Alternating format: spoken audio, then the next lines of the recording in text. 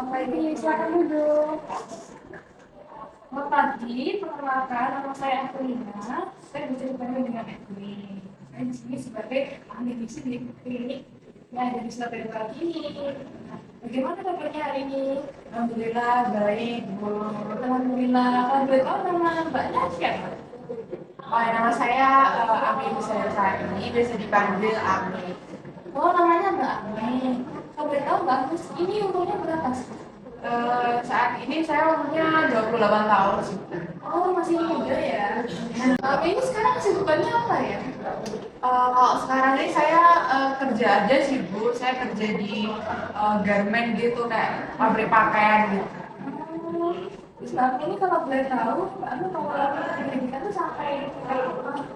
Saya terakhir sih SMA sih. Oh, SMA. Oh, baik-baik. Mbak Ami di sini apa ada yang bisa dibantu? Ini sih, Bu, saya itu kan 4 tahun ya di Sukabumi itu kemarin merantau. Nah, terus kayak 2 minggu belakangan ini saya kan pergi ke Jogja. Terus di sana waktu saya di Sukabumi itu saya sempat ke dokter, Bu, karena ini kayak saya tuh ada sakit di perut sini. Sakit di sini ya? Ya, kayak apa ya namanya, ulu hati apa apa gitu. Nah, saya tuh kata dokternya sih saya sakit ulu hati gitu. Nah, terus 2 minggu 2 minggu kemarin ini saya ke Jogja. Nah, kayak belum lama itu saya sakit lagi, saya mual gitu, pusing. Terus saya coba ke puskesmas lah, ini periksa. Terus katanya saya itu sakitnya gastritis gitu, tiba-tiba. Kenapa ya, Ibu? Ini selain rasa pusing, mual, daripada ulu hati, kan Mbak Ami juga didiagnosis ada kena gastritis. Iya, betul. Boleh tahu apakah keluarga Mbak Ami mungkin dari ibu atau ayah yang punya riwayat yang berhubungan dengan riwayat penyakit gastritis sekarang ini apakah ada?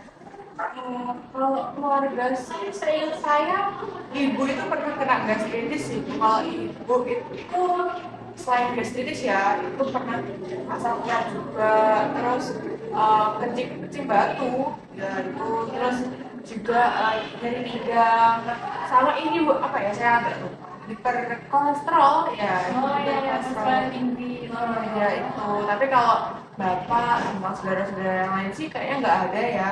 Kalau sakit itu paling cuma demam aja. Oh gitu ya Mbak. Jadi keluarganya Mbak Ami juga ada yang penyakit ya, kayak kencing batu tadi, sama Tensi itu. kolesterol tinggi begitu ya. Ya untuk aktivitas fisiknya sehari-hari ini Mbak Ami sebenarnya ngapain ya Mbak? Aktivitas fisiknya saya cuma kerja aja sih, Bu.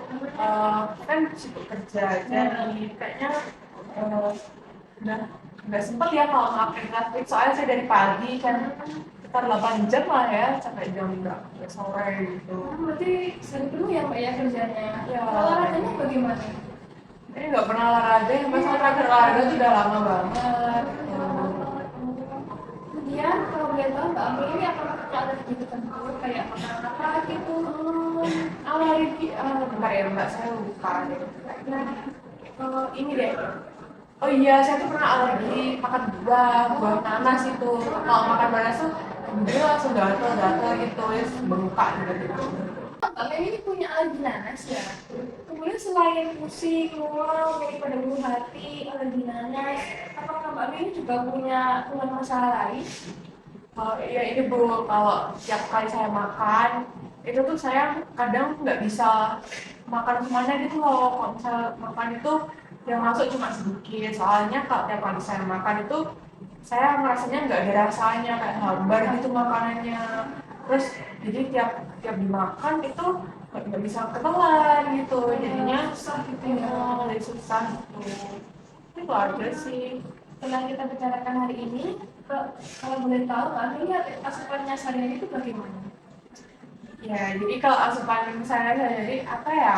Biasanya saya makan sih 2 kali sehari ya. Kayak 1 centong nasi gitu sama makan lauk. Kalau lauknya itu biasanya saya sering makannya telur, ayam, terus tahu tempe gitu. Terus tapi saya jarang sih makan lauk. Saya nggak banyak gitu makan lauknya, jadi kayak sedikit. Mbak Ami makan nasi tapi jarang makan lauk. Tuh. Untuk buah sayurnya bagaimana Mbak?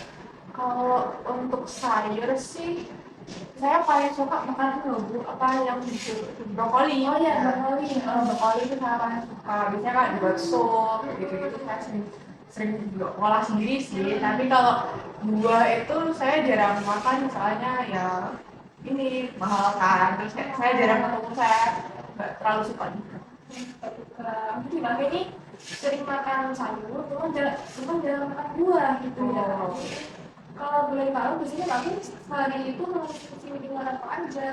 Kalau minuman sih saya cukup ini ya, banyaknya minum air putih juga lumayan, soalnya kan kalau kerja di garmen itu saya sering nyediain botol gitu, jadi lumayan banyak sih, kayak 6 sampai 8 gelas itu sekalinya. Terus kalau saya itu kadang ini sih sama teman-teman juga itu sering beli teh hangat itu kayak 2 kali lah ya sehari konsumsinya.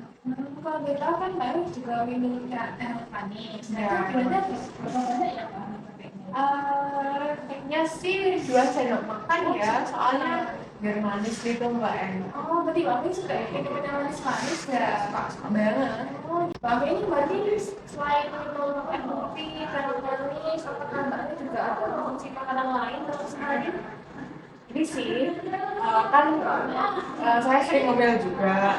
Ngomel itu biasanya saya makannya kayak keripik, terus apa ya? Kayak makan makanan pedas gitu Bu. Soalnya kan saya juga cukup suka ya sama makanan pedas. Mbak Ewi ini sering makan pedas ya? Lumayan ya.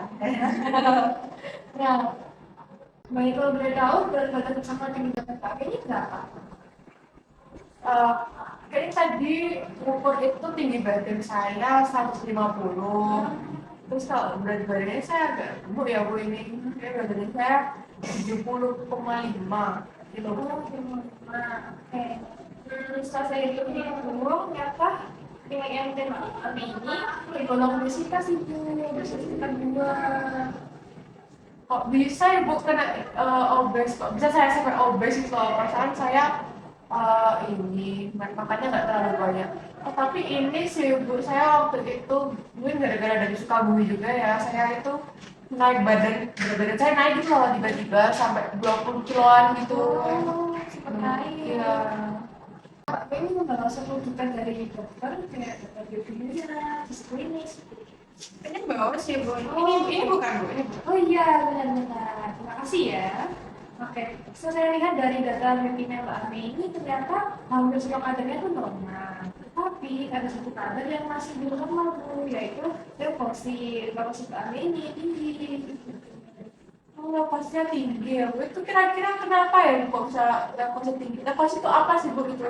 Jadi gini, leukosit itu merupakan sel darah putih yang berfungsi untuk melawan penyakit yang kita juga tubuh Mbak Ami. Nah, kenapa kadernya tinggi? Karena Mbak Ami ini kan sekarang lebih sakit nih, tidak terkena gastritis. Nah, oleh karena itu Mbak Ami ini memiliki kadar leukosit yang tinggi, terus Mbak Ami juga merasa mual, nyeri ulu hati. Nah, itu juga perlu dipengaruhi kadar leukosit dari Mbak Ami yang tinggi.